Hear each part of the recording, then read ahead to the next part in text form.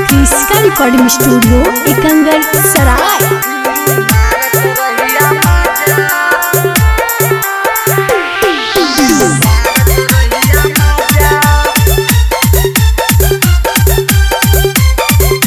Presented by Kriska films.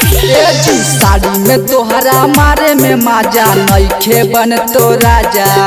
Sari में तोहरा मारे में माजा नइखे बन तो राजा।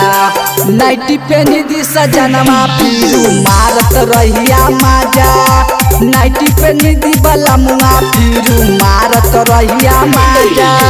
टाइम से बेटाइम हो रुक जा थोड़ा सा राजा। टाइम से बेटाइम हो रुक जा थोड़ा सा राजा।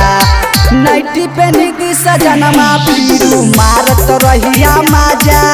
नाइटी पे निधि वाला मुआ फिरू मारत रहिया माजा।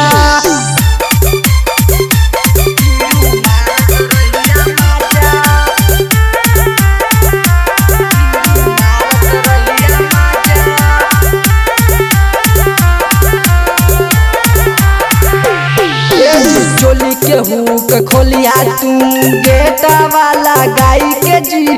नाता देवरा देखी फिरू कारी उतराई न जी। चोली के हुक खोलिया तू गेटा वाला गाई के जी। नाता देवरा देखी फिरू कारी उतराई न जी। जितना मन करतो उतना ले ली हम आजा। जितना मन करतो उतना ले ली हम आजा।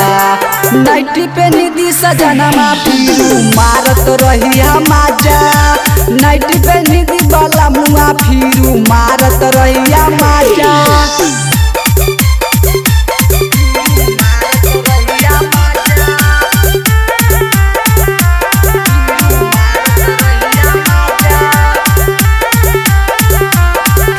रिकॉर्डिंग स्टूडियो एकंगर सराय। रोजे रोजे ऐसे जादी करबा हमके यूज जी।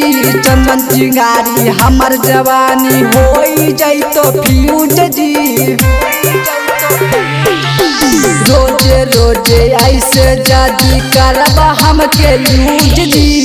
चंदन चिंगारी हमर जवानी होई जैतो फ्यूज जी। कुंदन प्रेमी मारे में माजा छिल देला तू ढोरी। कुंदन प्रेमी मारे में माजा छिल देला तू ढोरी। नाइटी पे निधि सजनवा फिरू मारत रहिया माजा। नाइटी पे निधि वाला मुआ फिरू मारत रहिया माजा। क्रिस्का रिकॉर्डिंग स्टूडियो एकंगर सराय।